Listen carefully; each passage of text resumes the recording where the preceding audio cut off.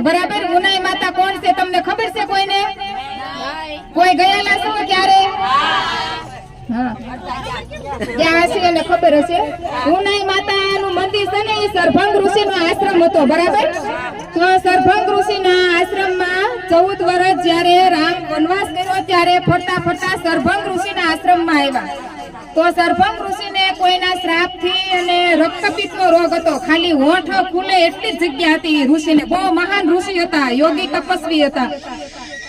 તો એને રક્તપિત્તનો રોગ હતો એટલે રામની એને સેવા કરવી હતી, બરાબર। એટલે રક્તપિત્તનું એને ખોળિયું ઉતારીને યોગ દ્વારા અને એ આશ્રમમાં ખીલીએ ટીંગાડતા અને સારું ખોળિયું એ ધારણ કરી અને રામની સેવા કરતા। પછી રામને બ્રહ્મ વિદ્યાના યોગમાં રામને એવું દેખાણું કે આ કોઈ વ્યક્તિ નથી, આ તો મહર્ષિ છે એમ। પછી રામે એને પૂછ્યું કે તમે તો કોઈ મહાન પુરુષ છો, તમે મહર્ષિ છો, તમે મને કહો કે તમે કોણ છો એમ। એટલે સરભંગ ઋષિએ કીધું કે હું સરભંગ ઋષિ છું અને મને શ્રાપથી રક્તપિત્તનો રોગ થયો છે।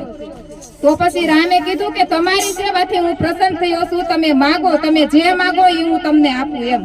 તો ઋષિએ કીધું કે મારે ધન સંપત્તિ ને મારે શું કરવી છે, મારે કોઈ વસ્તુ કાંઈ જોતી નથી, સુખ સુવિધા જોતી નથી, મારે ખાલી બ્રહ્મ વિદ્યાની યોગ સાધના કરવી છે।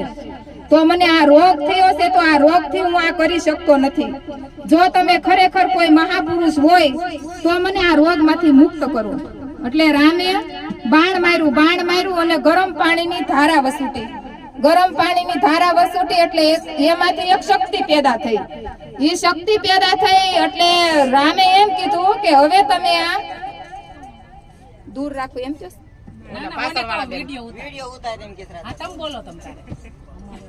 એટલે રામે એમ કીધું સરભંગ ઋષિને કે હવે તમે આ પાણીથી નાઈ લો એટલે તમારું શરીર એકદમ સ્વસ્થ થઈ જાય। એટલે ઋષિ પાણીથી નાયા અને રોગ મુક્ત થયા। પછી લક્ષ્મણને કીધું તમે નાઈ લો, એ નાયા। પછી આશ્રમના શિષ્યોને કીધું તમે નાઈ લો એટલે એ નાયા।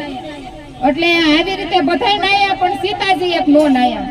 એટલે રામે એમ પૂછ્યું કે ભાઈ આ બધાય નાયા પણ સીતા તમે કેમ નો નાયા એમ। એટલે સીતાએ એમ કીધું કે હું નાય એટલે એની ભાષામાં હું નાય એમ, એની ઉપરથી નામ પડ્યું ઉનાઈ। અને જે શક્તિ પેદા થઈ હતી ઉષ્ણ એટલે ગરમ, એ શક્તિ પેદા થઈ હતી એની મૂર્તિ બની ગઈ। એની મૂર્તિ બની ગઈ એટલે રામે સીતાને કીધું કે હવે તમે આ જગદંબાની અહીંયા સ્થાપના કરો। એટલે એ ઉષ્ણ અંબા તરીકે ઓળખાણા।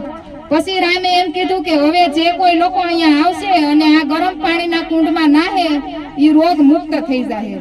પણ અત્યારે ગરમ પાણીનો કુંડ ફૂંકાઈ જશે, શું કામ કે જે સીતાજીએ મૂર્તિની સ્થાપના કરી હતી એ હવે એ ગામ લોકોએ મોટું મંદિર બનાવ્યું અને એ મૂર્તિને ઉપર લઈ ગયા।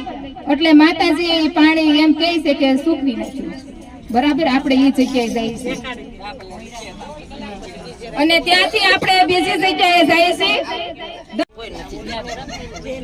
દંડકવન આશ્રમ છે નાસિક નર્મદા તટ।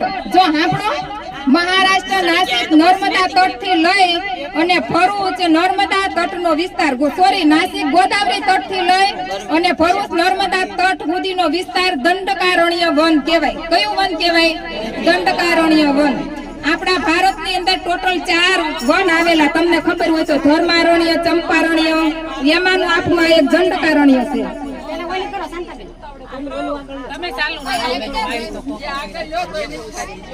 બસ ચાલુ કરો ને।